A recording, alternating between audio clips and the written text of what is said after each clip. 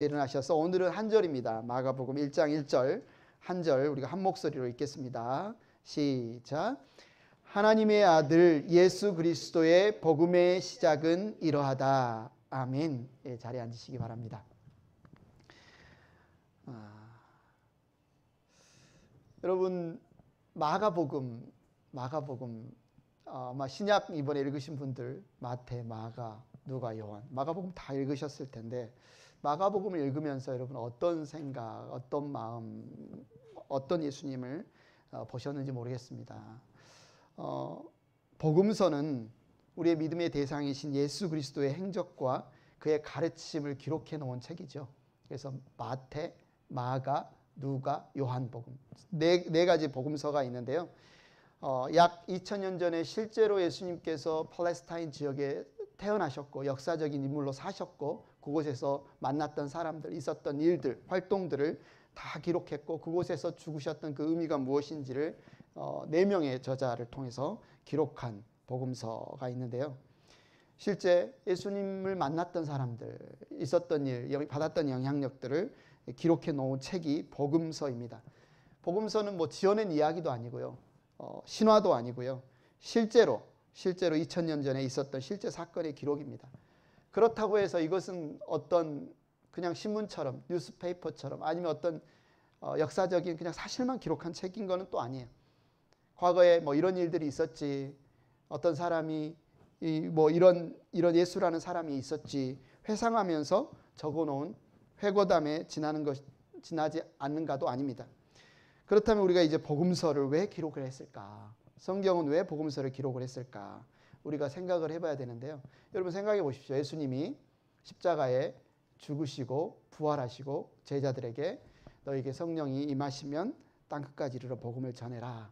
예수님이 제자들이 순종해서 복음을 전했죠. 그래서 예루살렘에서 진짜 성령 강림이 있었고 수많은 사람들이 예수님을 믿고 교회가 생겼습니다. 그 당시에만 해도 예수님 믿는 사람들은 누구에게 예수님에 관해 직접 들었어요? 예수님의 제자들에게. 예수님과 같이 밥을 먹고 예수님과 함께 여행을 다니고 예수님과 함께 배웠던 수많은 제자들이 실제로 살아 있었기 때문에 베드로에게서, 요한에게서, 야고보에게서 아니면 그를 따르던 여인 제자들에게서, 형제 자매들에게서 예수님이 어떤 분이셨는지, 예수님이 어떻게 말씀하셨는지, 어떻게 가르치셨는지를 생생하게 들을 수 있었어요. 배울 수 있었어요. 사도들은 예수님 명령한 것처럼 늘 성령의 감동으로 구약의 말씀, 구약 성경을 참고로 해서 예수님의 가르침을 가르치고 증언했어요. 그런데 이제 문제는 뭡니까? 시간이 흘렀습니다. 그때 살아있던 제자들도 순교를 당하거나 나이가 들어서 1명씩 2명씩 죽기 시작했습니다. 그리고 이제 기억력도 조금씩 이제 흐릿해져요. 교회 공동체에 새로 들어오는 신자들에게 예수 그리스도의 복음에 대해서 우리가 어떻게 정확하게 가르칠 것인가. 게다가 이제 이 마가복음이 기록된 것이 한 60년경에 60년에서 68년 사이에 기록이 됐는데 이제 교회 안에 왜곡된 복음에 관한 가르침들이 막 들어오기 시작합니다. 유대교회에 있다가 예수님을 믿는다고 교회에 들어온 거짓 교사들, 디모데후서, 갈라디아서, 이 마가복음이 기록될 당시에 그 시기에 보면 교회 안에 잘못된 복음, 다른 복음, 왜곡된 가르침이 굉장히 부각되어지기 시작을 했어요. 그래서 오히려 처음에 갈라디아서만 봐도 성령으로 인하여 구원받은 너희가, 사도 바울이 막 책망하면서 이야기하죠. 너희가 예수 그리스도를 믿음으로 성령으로 구원받은 지금은 너희가 율법의 행위를 지키는 것으로 너희가 왜 육신으로 구원받으려는 그 잘못된 복음으로 너희가 떨어졌느냐? 심각한 문제가 교회 안에서 일어나기 시작합니다. 교회 내부적으로. 잘못된 복음, 가짜 복음, 그러니까 왜곡된 복음.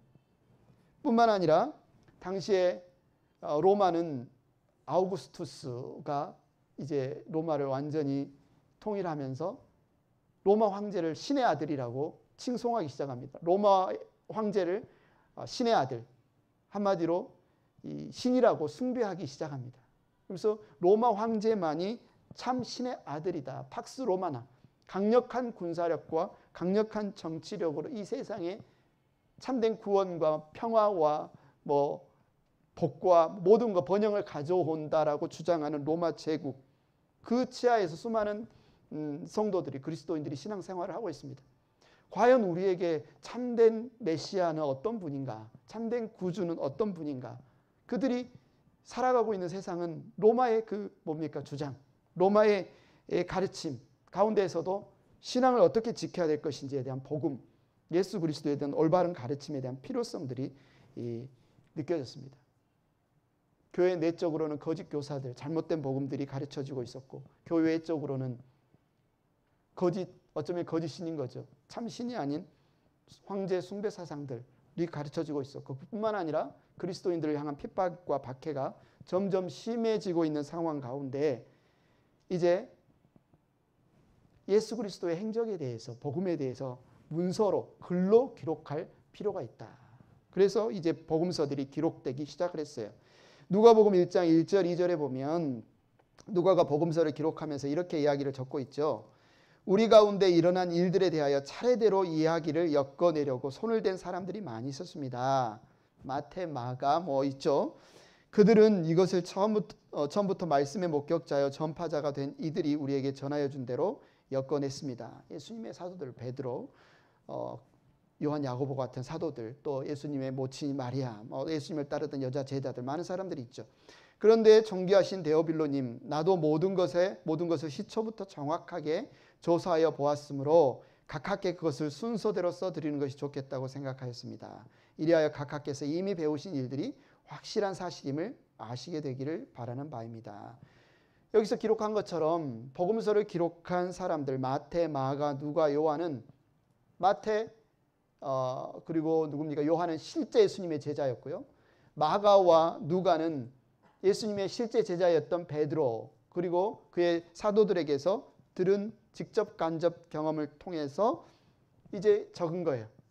사도들이, 제자들이 실제 보았던 예수님, 실제 들었던 가르침을 그대로 문서로 기록해서 이제 그들의 구술, 그들이 하는 이야기가 아니라 기록된 예수님에 관한 행적을 듣고 그들이 경험한 하나님의 은혜, 그들이 받아들인 예수 그리스도의 복음을 다른 사람들이 받아들일 수 있도록 기록한 것이 복음서라는 거죠. 예수님의 제자들은 예수님의 말씀을 듣고 예수님을 보고 배우면서 실제 삶이 변화되었죠. 예수님을 따르는 것이 얼마나 놀라운 삶인가. 예수님께서 보내주신 성령의 인도하심을 따라 사는 것이 그리 인생에 얼마나 가치 있는 일인가. 그것들을 실제로 믿었고 실제 삶에서 변화가 일어났던 사람들입니다. 그래서 실제로 자신의 삶에서 일어난 이런 변화와 이런 놀라운 경험을 이제 기록으로 남긴 것이 이 복음서라는 거죠.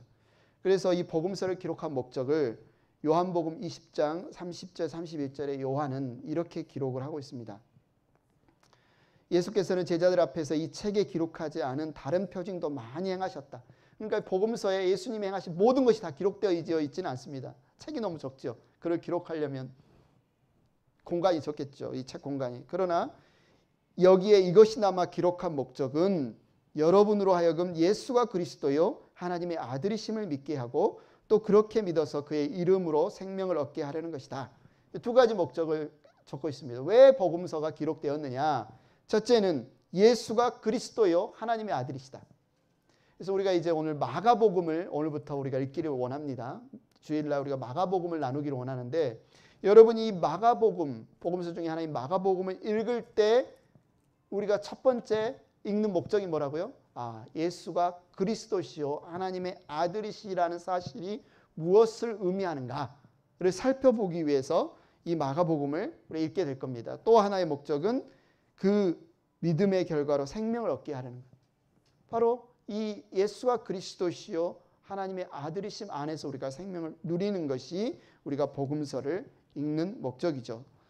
그래서 그렇다면 복음서의 내용, 이 무엇으로 기록되었는가? 마가복음 1장 1절에서도 이야기하고 이 사도 요한의 이야기를 통해서도 우리에게 분명히 말하고 있는 것은 뭐예요? 예수님이 그리스도시다. 예수님이 하나님의 아들이시다라는 이 사실을 증명하기 위해서 복음서가 기록되어 있겠죠. 그래서 우리가 예수님이 그리스도이십니다. 예수님이 하나님의 아들이십니다. 이 사실을 알고 믿기 위해서 절대적으로 필요한 게 뭐예요? 읽어야 됩니다. 이 사실을 배워야 됩니다. 복음서를 읽어야 돼요. 이 성경을 읽어야 됩니다. 이 성경 내용을 예수님이 왜 그리스도신가? 예수님이 왜 하나님의 아들이신가? 예수님이 어떤 그리스도신가? 어떤 하나님의 아들이신가라는 사실을 알기 위해서는 이 하나님의 말씀, 그분에 관한 기록인 복음서를 읽어야 돼요. 신앙생활을 하면서도 예수님은 그리스도시여, 하나님의 아들이시여라고 입으로 말하지만 이 하나님의 말씀을 배우고 읽지 않으면 그분이 어떤 그리스도신지, 어떤 하나님의 아들이신지를 우리가 제대로 알지 못해요. 하나님 말씀 읽지 않고서, 하나님 말씀을 통하지 않고서. 그래서 왜 그런지, 왜 우리가 말로는 하나님이 그리스도십니다, 하나님의 아들이십니다, 그리스도십니다라고 하면서 왜 잘못된 길로 빠져가는지 성경이 굉장히 많은 예들이 있습니다. 그래서 우리의 신앙은 배워야 됩니다. 우리의 신앙생활은 배워야 돼요. 믿음은 들음에서 나며 들음은 그리스도의 말씀으로 말미암는다고 성경이 우리에게 분명하게 이야기하고 있어요. 우리의 믿음이 자라기 위해서는, 우리의 신앙이 올바로 서기 위해서는 하나님의 말씀을 읽어야 됩니다. 하나님 말씀을 들어야 돼요. 배워야 돼요. 그래서 우리가 이 복음서, 이 성경 마가복음을 특별히 한번 배워보기를 원합니다. 종교들이 주장하는 게 뭔가 명상을 깊숙이 하면 뭔가 내 안에서 어떤 깨달음이 탁 떠올라서 내가 어떤 삶이 변화되는 그런 가르침들을 하는 종교들이 있습니다. 어떤 면에서 불교도 그렇죠. 해탈에 이른다고 하는 것이 내 안에서 뭔가 진리가 나와서 나를 올바른 길로 이끈다라고 생각하는 게 많아요. 그러나 성경은 우리에게 그렇게 이야기하지 않습니다. 우리 안에 선한 것이 없다고 이야기해요. 우리 안에 선한 것이 없다고 이야기합니다. 주님께서는 우리를 더럽히는 것이 우리 안에서 나오는 생각이라고 이야기해요. 부패한 것보다 가장 부패한 것이 인간의 마음이라고 이야기합니다. 물론 우리가 선하게 살고자 하고 바르게 살고자 하고 그런 마음들은 있죠. 그러나 무엇이 선이고 어떻게 그 선한 대로 살아야 되는지를 인간 자체가 알지 못해요. 우리 안에서 그 답이 나오지 않습니다. 그래서 성경은 뭐 해야 되냐? 그래서 배워야 된다. 우리 안에서 진리가 나오지 않기 때문에, 우리 안에서 구원의 길이 나오지 않기 때문에, 우리 안에서 생명의 길이 나오지 않기 때문에 우리는 하나님의 말씀을 배워야 된다. 읽어야 된다. 그 길이, 우리에게 생명의 길이 바로 예수 그리스도 그분을 아는 것이다.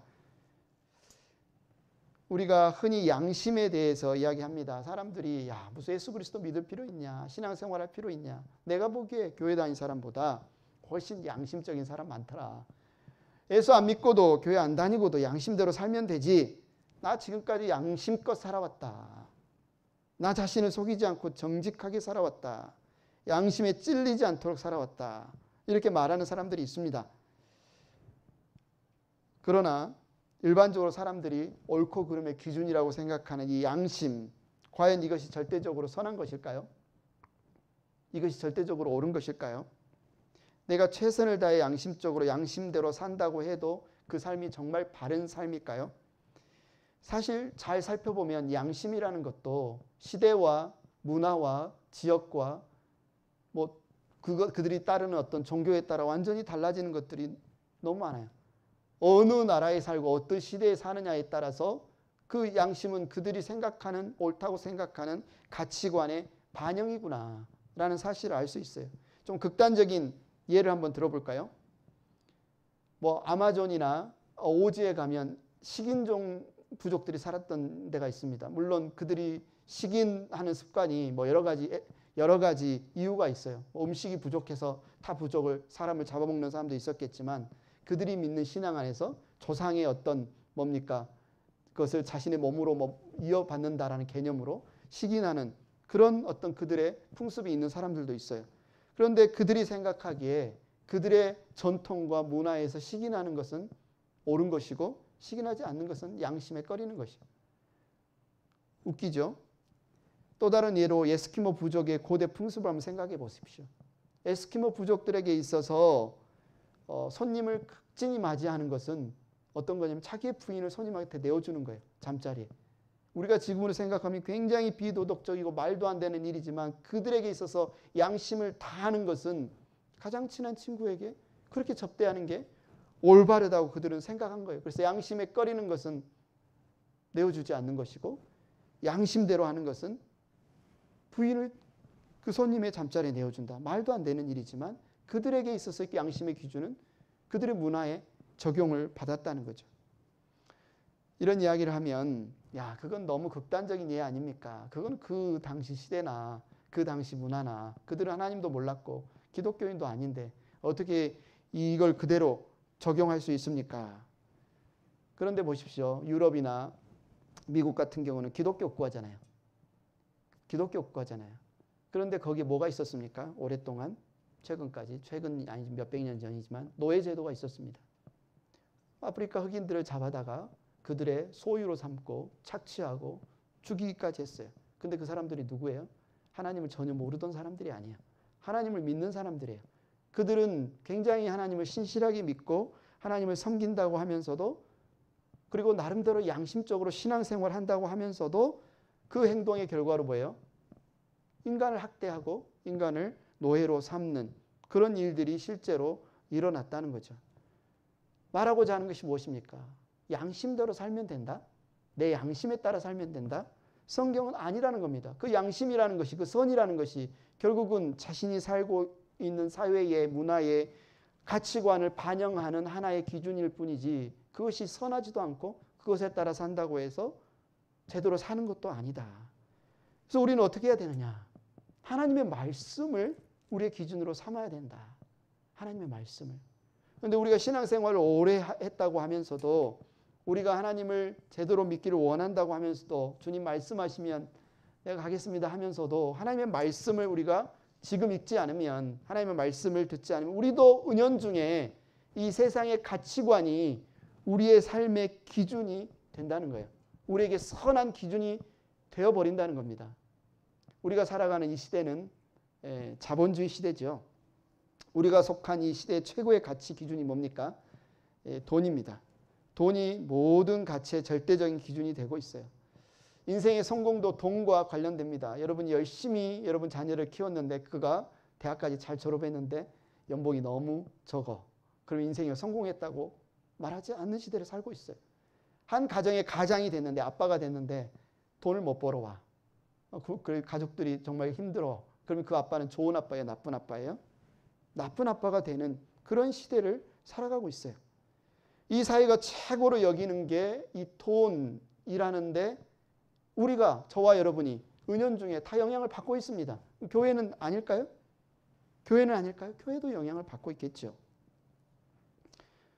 그래서 우리가 우리 안에서 옳다고 생각하는 거, 우리 안에서 좋다고 생각하는 거, 이렇게 해야 잘 산다고 생각하는 것을 내려놓고 정말 예수님, 하나님이 우리에게 가장 좋은 것으로 기쁜 소식으로 가스펠로 복음으로 주신 것이 예수 그리스도라면 그분이 우리의 구주로 오신 우리의 메시아, 우리의 구원자라면 그 구원이, 그 선이, 그 기쁜 소식이라는 게 도대체 무엇을 의미하는지를 우리가 집중적으로 살피지 않으면 우리도 은연중에 그 오지의 식인종들처럼 아니면 에스키모나 아니면 어떤 자기들이 가지고 있었던 사회에서 선하다고 생각하는 그 기준을 가지고 예수님을 보고 성경을 보게 되면 잘못된 길로 갈 수밖에 없다는 겁니다. 잘못된 복음.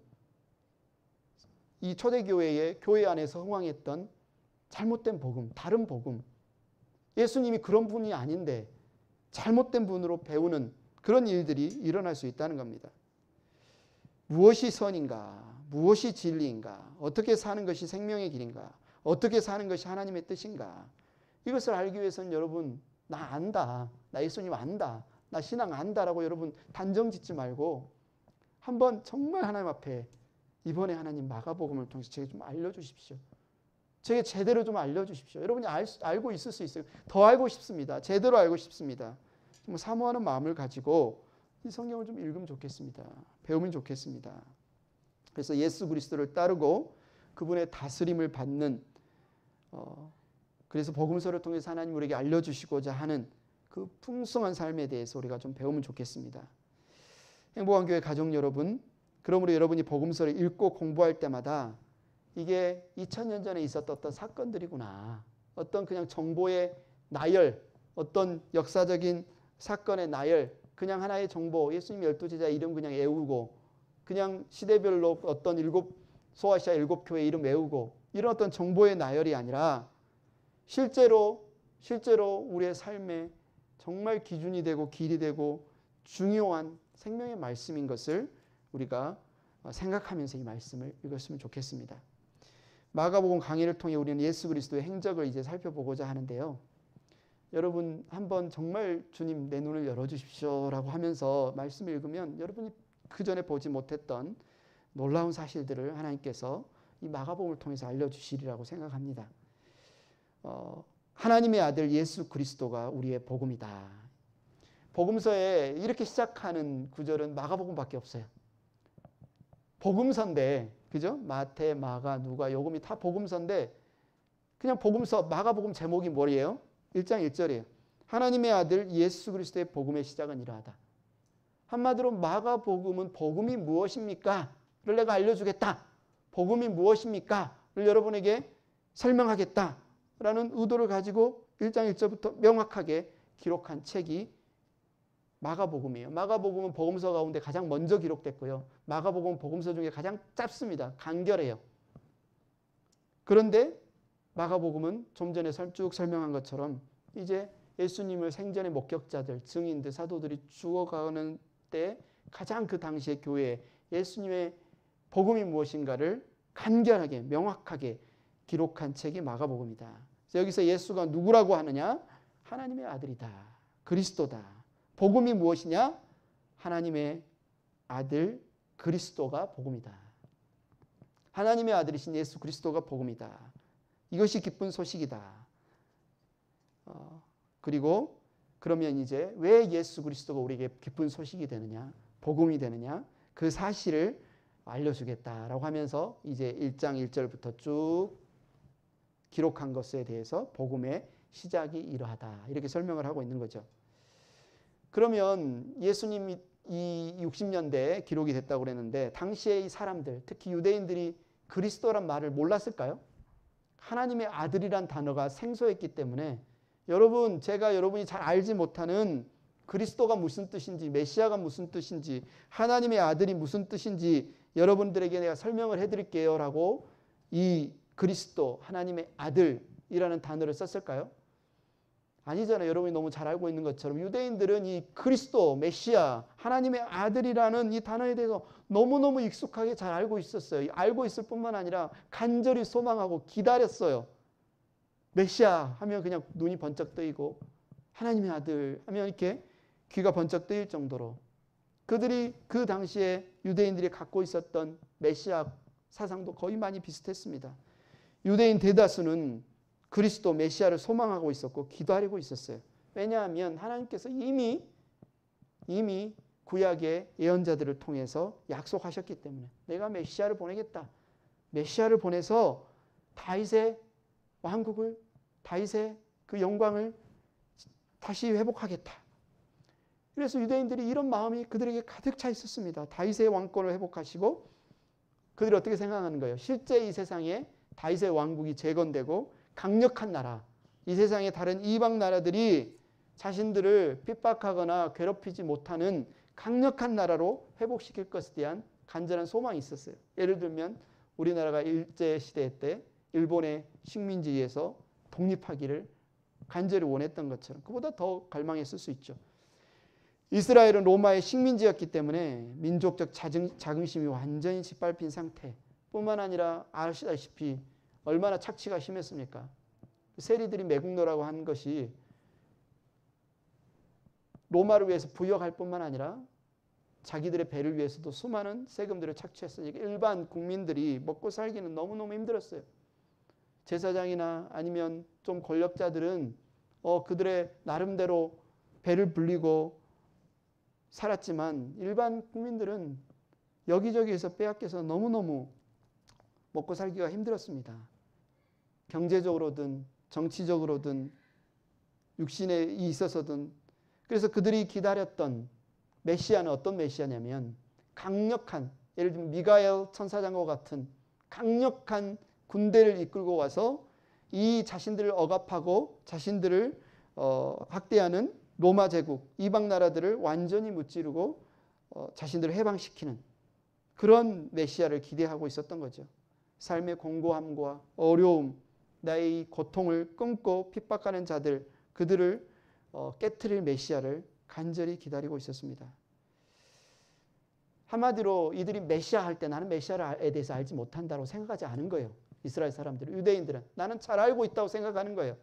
내가 기다리는 이 메시아를 기다리는 이 마음, 이 신앙은 옳다고 생각하는 겁니다. 나는 메시아가 어떤 분인지 알고 그분이 와서 어떤 일을 할 건지도 알고 내가 갖고 있는 이 메시아와는 전혀 틀리지 않다. 그래서 이들은 메시아가 어떤 분인가에 대해서 관심이 없습니다. 사실은. 그분이 오셔서 어떤 일을 할 것인가에만 관심이 더 많아요. 그분이 얼마나 강력한 힘을 가지고 올 것인가. 그분이 가지고 온 힘으로 지금 이 상황을 어떻게 바꿀 것인가에만 관심이 있어요. 그분이 어떤 분으로 오실 것인가에 대해서 지금 관심이 없습니다. 이들에게 메시아 그리스도 하나님의 아들은 곧 하늘에 계신 거룩하시고 오묘하신 그 하나님의 힘을 가지고 와서 다시 우리에게 하나님의 그 축복, 하나님의 그 권력, 파워를 주실 분으로 생각하고 있는 거예요. 한마디로 이들의 초점은 메시아 그분을 알고자 하는 것이 아니라 그분의 힘, 그분의 손, 그분의 얼굴을 구하는 것이 아니라 그분이 우리에게 줄 능력. 그러한 마인드를 가진 사람들에게 마가는 전혀 다른 방향으로 지금 기록을 하고 있어요. 예수님이 대해서. 예수님이 하나님의 아들로 오신 메시아로 오신 예수님이 어떤 분이신지에 대해서 저와 여러분은 너무나 예수님 잘 알고 있습니다. 이스라엘 사람들은 유대인들이 생각하던 예수님의 모습이 아니에요. 힘없이 끌려가서 아무런 저항도 하지 못하고 수치스럽게 온몸이 발가벗겨져서 십자가에서 못 박혀서 최후를 맞이한 이런 사람이 우리의 메시아라고, 이런 사람이 우리를 해방할 구세주라고 그 당시의 사람들은 믿지 못하는 거죠. 그런데 마가는 여러분들이 지금까지 생각하고 기다리고 소망한 그리스도와 하나님의 아들이라는 개념이 얼마나 잘못되었고 그리스도는 여러분들에게 그런 기대를 채워주거나 여러분들이 생각하는 방식으로 생명을 주시지 않는 분입니다. 라는 사실을 이 복음서를 통해서 쭉 기록을 하고 있는 거예요. 복음서에 기록된 어떤 사건들, 예수님이 행하는 모든 행적들을 통해서 기록하고 있는 거예요. 마가가 기록한 예수 그리스도의 삶은 유대 백성들이 기다리던 메시아의 삶이 아니었습니다. 그분은 정치적, 군사적 힘을 가지고 있지도 않았어요.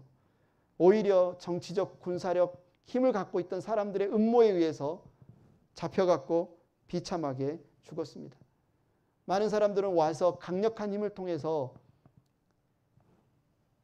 반대 세력들을 제거하는 메시아를 기다렸지만 예수님은 뭐라고 선포합니까? 나는 병든 자들로 왔다. 나는 섬김을 받으려고 온 것이 아니다. 나는 섬기려고 왔다.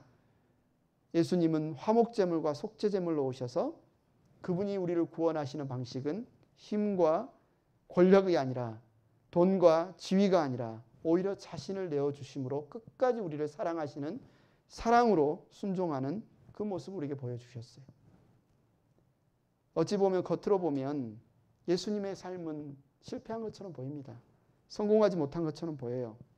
그래서 마태복음 27장 42절에 메시아라고 하는 예수를 향해서 조롱하면서 사람들이 이렇게 이야기하죠.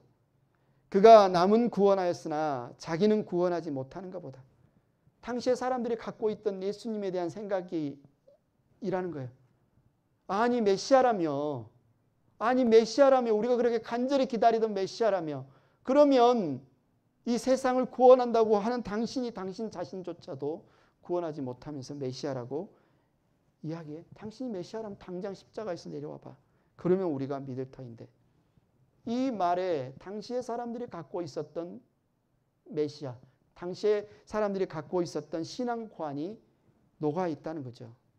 마가는 바로 그러한 패배와 절망의 모습처럼 보이는 예수 그리스도, 겉으로 보기에는 그렇지만 그러나 그분은 우리에게 패배자로 오신 것이 아니라 왕으로 오셨고 통치자로 오셨다는 사실을 이제 마가복음을 통해서 기록하고 있어요. 여러분 읽어보면 참 읽다가 재미있는 부분을 봤는데 예수님 말씀하시잖아요. 바로 그 말씀이 실제로 일어나는 것들, 예수님 말씀하시니 실제로 그대로 일어나는 것들을 반복해서 계속해서 마가복음이 기록하고 있는 것을 봐요. 마가복음이 이야기하고 있는 것은 예수님은 겉으로 보기에 인간들이 생각하기에는 패배자고 실패자였지만 실제로는 하나님은 말씀의 권위를 가지신 통치자였다라는 사실을 우리에게 계속해서 보여주고 있습니다. 마가는 예수님의 그리스도 되심과 하나님의 아들 되심을 대표하는 아들 되심을 대표적인 두 인물을 통해서 선언하고 있어요. 그래서 이 마가복음의 구조적으로 볼 때 1장 1절, 1장 11절, 그리고 8장 29절, 15장 39절 이 네 구절이 이 마가복음을 통해서 하나님께서 우리에게 이야기하고자 하시는 핵심 주제가 무엇인지를 선언하고 있어요. 1장 1절 우리가 이미 읽었잖아요. 하나님의 아들 예수 그리스도의 복음의 시작은 이러하다라고 선언했고 1장 11절에 그리고 하늘로부터 소리가 났다. 너는 내 사랑하는 아들이다. 내가 너를 좋아한다. 예수님이 하나님의 아들 그리스도다라고 마가가 선언했고 11절에 하나님이 그것을 보증을 해주시죠. 이는 내 사랑하는 아들이다. 그러고 나서 8장 29절에 유대인을 대표하는 베드로가 뭐라고 고백합니까? 예수께서 그들에게 물으셨다. 그러면 너희는 나를 누구라 하느냐? 베드로가 예수께 대답하였다. 선생님은 그리스도이십니다. 베드로의 입을 통해서 정말 예수님이 그 제자들을 데리고 3년의 공생애를 통해서 그 삶을 겪은 유대인 제자 베드로의 입을 통해서 당신은 그리스도이십니다라는 고백이 나오게 하고 또 15장 39절은 이방인을 대표하는 백부장을 통해서 무슨 선언을 합니까? 예수를 마주보고 서 있던 백부장이 예수께서 이와 같이 숨을 거두시는 것을 보고서 말하였다. 참으로 이분은 하나님의 아들이셨다. 대표적인 유대인과 이방인을 대표하는 이 두 인물을 통해서 마가복음이 우리에게 이야기하는 것. 복음이 무엇입니까? 복음은 예수님이 하나님의 아들이시고 예수님이 그리스도시라는 겁니다. 그럼 우리가 이 복음서를 읽고 우리가 고백해야 될 고백이 뭡니까? 베드로의 고백과 백부장의 고백이 저와 여러분의 고백이라는 겁니다.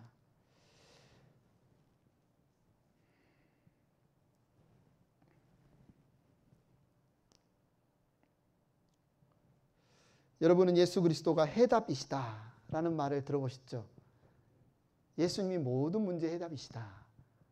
예전에 젊었을 때 백문일답이라는 말도 있었습니다. 존경하는 목사님이 100가지 질문이 있어도 그 답은 예수 그리스도가 되신다. 근데 예수 그리스도가 모든 문제의 해답이시다라는 이 명제를 살펴보기 전에 우리가 먼저 생각해야 될 게 있죠. 예수님이 해답이시다라고 하면 우리에게 먼저 문제가 있어야 되잖아요. 문제. 나에게 있어서 문제가 무엇인가?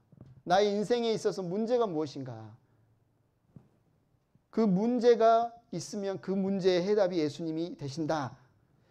어떤 사람은 내게 정말 돈의 문제만 해결되면 이 경제적인 자유, 경제적인 부분만 해결이 되면 내가 정말 좋을 텐데 라고 하면 이 돈이 문제인 사람에게 해답은 뭐예요?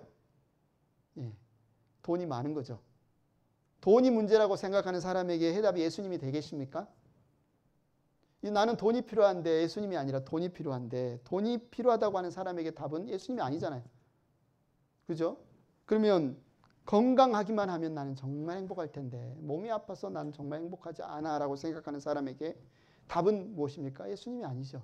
그 사람에게도 답은 아프지 않는 거죠. 몸이 건강한 거죠. 내 문제가 직장이 정말 번듯하면 정말 내 직장이 번듯하면 내가 정말 행복할 텐데 라고 생각하는 사람에게 답은 예수님이 아니죠. 연봉 잘 받는 좋은 직장이 답이죠. 그런데 만약 내 문제가 돈이고 건강이고 직장이고 아니면 어떤 문제라고 생각하면서도 예수님을 그렇게 생각하면서 예수님을 믿는 사람들이라면 어떤 의도를 가지고 예수님을 믿는 거예요? 예수님 그분이 필요한 게 아니죠. 예수님 그분이 해답이라고 생각하는 게 아니라 내가 그 문제를 해결하지 못하니까 내가 내 힘으로 충분한 돈을 못 버니까 내가 내 힘으로 내 건강의 문제를 해결하지 못하니까 그냥 예수님을 통해서 돈을 더 갖기를 원하고 더 건강을 갖기를 원하고 더 나은 지위를 갖기를 원하고 유대인들이 예수님 메시아 그분을 원했던 것이 아니라 그분은 그냥 오셔서 우리가 간절히 갖기를 원하는 정치적인 자유, 군사적인 막강한 권력, 다윗의 왕국으로 지금 우리를 압제하는 로마 제국을 그냥 없앨 강력한 군사 지도자가 필요한 거예요. 예수님 그분 메시아가 필요한 게 아니죠. 이게 그 당시에 살고 있던 사람들의 메시아관이라는 거예요. 메시아 그분이 필요한 게 아닙니다. 예수 그리스도 그분이 필요한 게 아니에요. 예수 그리스도 그분을 기다린 게 아닙니다. 그분이 오셔서 해줄 일을 기다리는 겁니다. 그런데 오늘날 우리에게도 똑같은 잘못된 메시아관을 가진 경우가 많다는 거예요. 왜 예수님을 믿습니까? 왜 신앙생활 합니까? 왜 교회에 나옵니까? 예수님 그분이 필요한 게 아니고 그분을 통해서 내가 뭔가 얻기를 원하는 그것. 예수님 당시에 바리새인들이나 율법학자들은 자신들이 원하는 메시아관에 예수님이 안 맞으니까 결국 예수님을 죽인 겁니다. 우리도 별반 다르지 않아요. 한국이나 미국은 잘 모르겠습니다. 한국에 정말 기독교인들이 숫자가 팍 줄었다고 하죠. 왜 그럴까요? 이 시대에 왜 수많은 사람들이 예수님을 떠나거나 예수님 믿는 것을 포기할까요? 왜 그렇게 간절히 메시아를 기다렸던 그리스도를 기다렸던 그렇게 신실하게 기다렸던 유대인들이 왜 예수를 죽였을까요? 왜 예수님을 십자가에 못 박혀 죽였을까요? 여러분 한번 생각해 보십시오. 우리는 자본주의 시대를 살고 있습니다. 좀 전에 말한 것처럼 우리가 이 자본주의 시대를 살고 있는 우리에게 어떤 영향이 있습니까?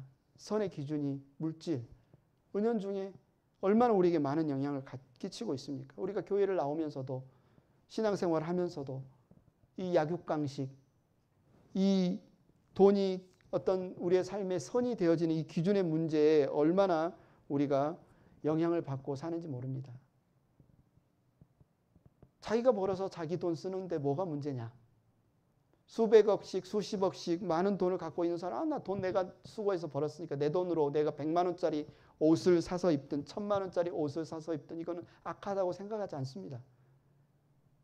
그것을 서로가 다 인정하고 있어요. 옆에서는 10,000원이 없어서 굶어 죽어가도 자유민주주의 자본주의 사회에서 내가 내 돈을 가지고 내 마음대로 쓰는데 그게 악하냐? 악하다고 생각하는 사람이 없어요. 우리는 어떠냐는 겁니다. 우리도 똑같이 생각한다는 거예요. 우리도 이 세상이 선하다고 생각하는 그 기준대로 그냥 그 기준을 가지고 성경을 보는 거예요. 그 기준을 내려놓고 정말 성경이 우리에게 지금 뭘 이야기하고 있느냐를 볼 수 있을까?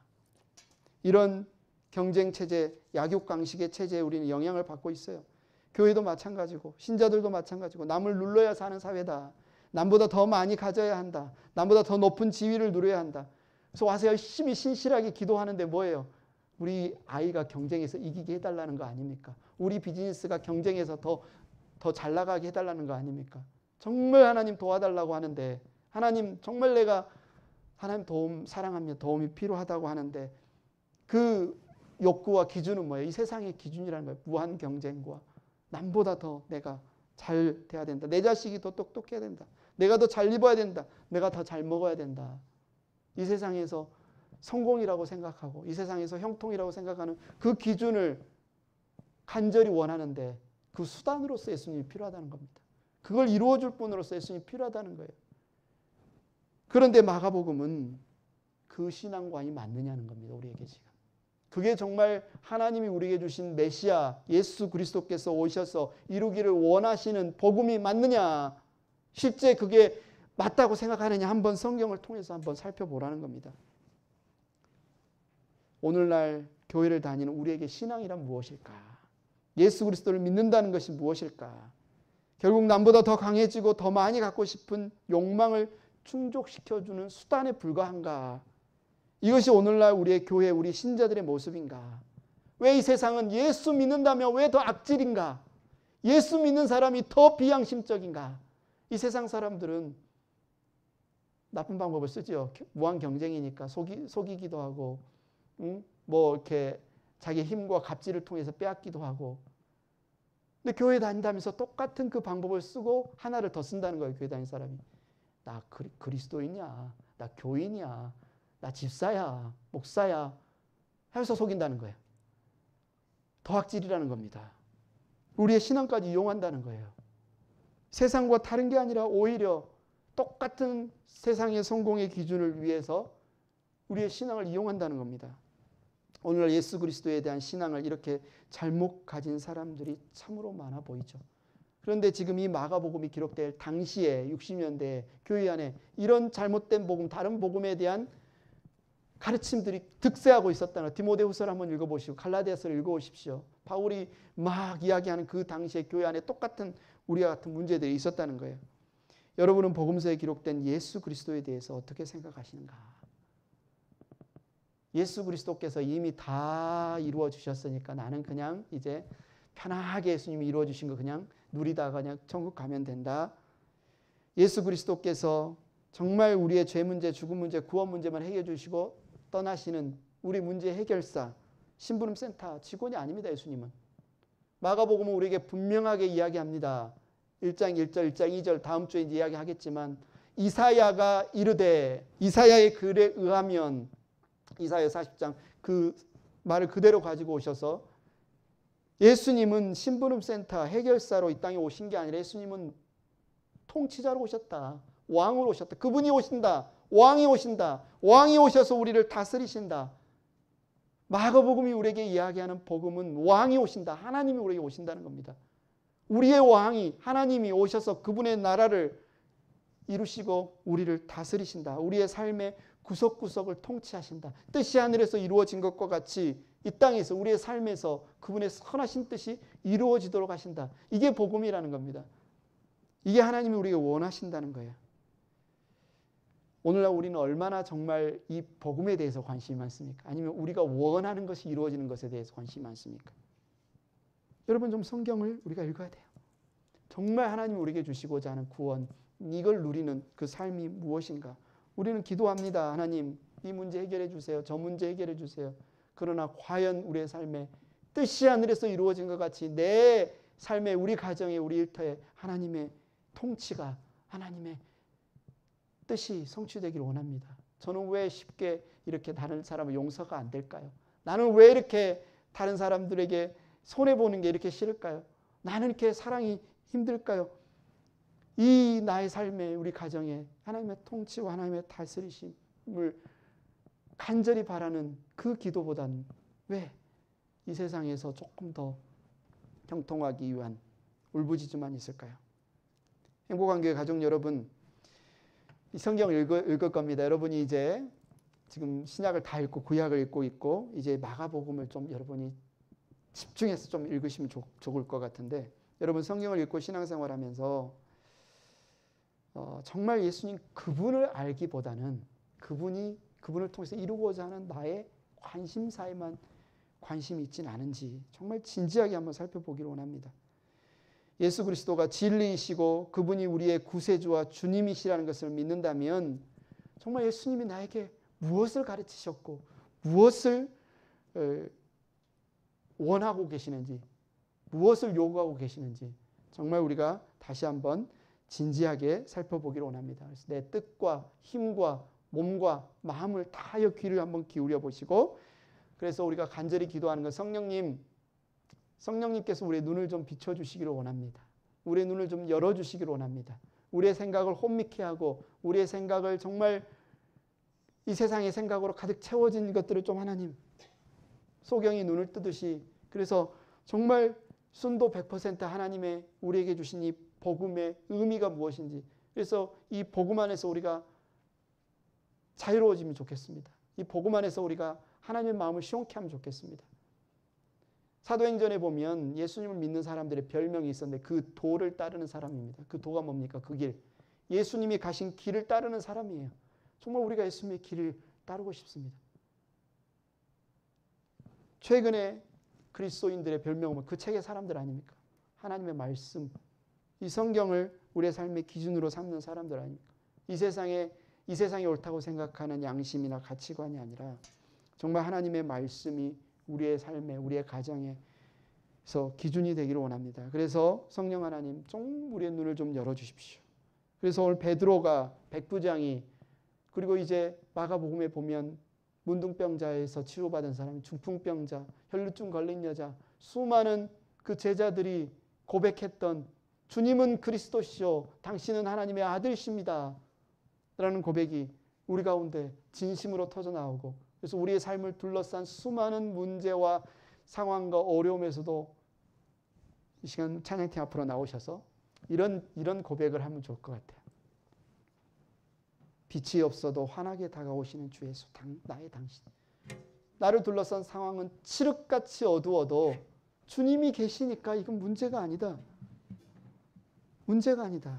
당신이 나와 함께 하심으로, 당신 주 예수 그리스도 당신이 나와 함께 하심으로 내가 기쁩니다.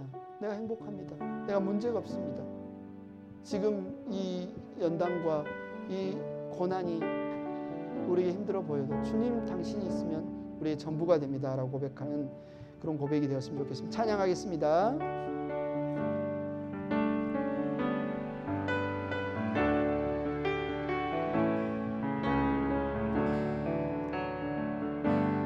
빛이 없어도 환하게 다가오시는 주 예수, 나의 당신이여. 음성이 없어도 똑똑히 들려주시는 주 예수, 나의 당신이여. 당신이 있음으로 나도 있고, 당신의 노래가 머물므로 나는 부를 수 있어요. 주여, 꽃처럼 향기 나는 나의 생활이 아니어도 나는 당신이 좋을 수밖에 없어요. 주 예수, 나의 당신이여. 나는 없어도, 다 같이 자리에서 나가겠습니다. 당신이 곁에 계시며 나는 언제나 있습니다. 나는 있어도 당신이 곁에 없으며 나는 언제나 없습니다. 당신이 있음으로 나도 있고, 당신의 노래가 머물므로 나는 부를 수 있어요. 주여, 꽃처럼 향기 나는 나의 생활이 아니어도 나는 당신이 좋을 수밖에 없어요. 주 예수, 나의 당신이여. 당신이 있음으로, 당신이 있음으로 나도 있고, 당신의 노래가 머물므로 나는 부를 수 있어요. 주여, 꽃처럼 향기 나는 나의 생활이 아니어도 나는 당신이 좋을 수밖에 없어요. 주 예수, 나의 당신이여. 이 시간 함께 기도하겠습니다. 정말 하나님 그렇습니다. 내가 우리의 구주로 오신, 메시아로 오신 하나님의 아들 그리스도를 환영하기보다 주님이 주시는 그 일들, 주님이 이루어 주시는 그 열매들에만 관심이 있었다면 하나님 이 시간 회개합니다. 내가 주님으로 기뻐하는 마음을 주님 부어주십시오. 주님 당신을 더 알기를 원합니다. 주님 당신의 마음을 더 알기를 원하고, 주님 당신의 뜻이 얼마나 더 선하시고 의로우시고 아름다운지 우리의 삶 가운데 하나님 경험할 수 있기를 원합니다. 하나님, 우리가 마가복음을 통해서 이제 여정을 떠날 텐데 하나님, 이 말씀이 내 눈에 보여지게 하여 주시고 내 귀에 들려지게 하여 주시고 내 마음판에 새겨지게 하여 주셔서 예수 그리스도 하나님의 아들, 그분이 내 삶에 온전히 충만하게 채워줄 수 있도록 하나님 역사해 달라고 이 시간 함께 기도하겠습니다. 오 하나님 아버지, 감사합니다. 하나님, 우리 행복한 교회 모든 가족들에게 하나님 성령 하나님 충만하게 역사하여 주시옵소서. 하나님의 눈을 열어주시옵소서. 하나님, 우리에게 이 근심과 염려와 두려움과 세상 걱정들로 하나님의 말씀이 아버지 정말 싹이 더 자라지 못하는 것들이 있으면 하나님, 우리의 마음밭을 기경하여 주셔서 옥토밭이 되게 하여 주시옵소서. 하나님의 말씀이 온전히 뿌려질 때 예수 그리스도 하나님의 아들, 우리의 복음 되시는 주님이 우리에게 온전히 선명하게 보여질 수 있도록 인도하여 주시고, 하나님 우리 가운데 기쁨이 되게 하여 주시고, 우리에게 찬양이 되게 하여 주시고, 우리에게 예배가 되게 하여 주시고, 더 알고 싶고 더 보고 싶고 더 듣고 싶고 더 함께 따라 행하고 싶은 우리의 메시아 구주로 온전 우리의 삶에 영향력을 가질 수 있도록 인도하여 주시옵소서. 우리의 생각을 아버지의 사로잡아가는 이 세상의 모든 근심과 염려와 아버지의 잘못된 아버지의 가치관과 복음들이 있다면 깨뜨려 주시고, 생명 되신 예수 그리스도의 복음으로 아버지 충만하게 다스려 주시옵소서. 통치하여 주시옵소서. 아버지, 이 시간 하나님 앞에 예배하는 시간뿐만 아니라 우리의 가정에서, 우리의 삶의 구석구석에서 하나님이 뜻이 하늘에서 이루어진 것과 같이 우리의 삶에서 이루어지는 역사가 일어날 수 있도록 하나님 인도하여 주시옵소서. 하나님, 우리의 정말 주저함과 게으름을 깨뜨리고 하나님의 말씀을 펴서 읽기를 원합니다. 듣기를 원합니다. 아버지, 묵상하기를 원합니다. 순종하기를 원합니다. 하나님, 이 시간 결단하오니 하나님 역사하여 주시옵소서. 사랑이 많으신 하나님 아버지, 감사합니다. 그렇습니다. 우리 주 예수 그리스도, 기쁜 소식 복음 되신 우리 주님을 우리에게 보내어 주셔서 이 시간 우리가 이 자리에 서서 하나님을 아버지라고 부르며 하나님의 선하신 다스림과 통치하심 가운데 살아갈 수 있도록 인도하여 주심을 감사하며, 이 시간 이 예물과 함께 우리의 기도를 주님께 올려드리오니, 주님, 우리가 주님 당신을 알기를 원합니다. 우리가 주님 당신을 배우기를 원합니다. 우리가 주님 당신과 동행하고 따르기를 원하오니, 우리의 가정에서, 우리의 일터에서, 우리의 교회에서, 우리의 삶의 구석구석에서 하나님의 뜻이 이루어짐이 우리 가운데 기쁨이 되게 하여 주시고, 감사가 되게 하여 주시고, 열망이 되게 하여 주시옵소서. 하나님, 우리를 통하여 우리 주변에 있는 이들이 하나님의 아름다우심을 보게 하여 주시옵소서. 그리스도인들이 욕먹고 거짓말하고 하나님 더 악한 이들이라고 소문나는 것이 아니라 정말 우리를 통하여 하나님의 그 복음이 그들 가운데 기쁜 소식으로 들려질 수 있도록 하나님 우리를 사용하여 주시옵소서. 감사합니다. 예수님의 이름으로 기도드렸습니다. 아멘.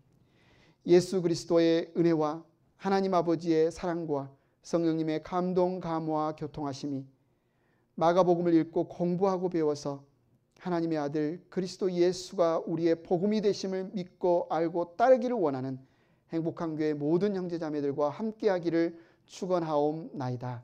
아멘.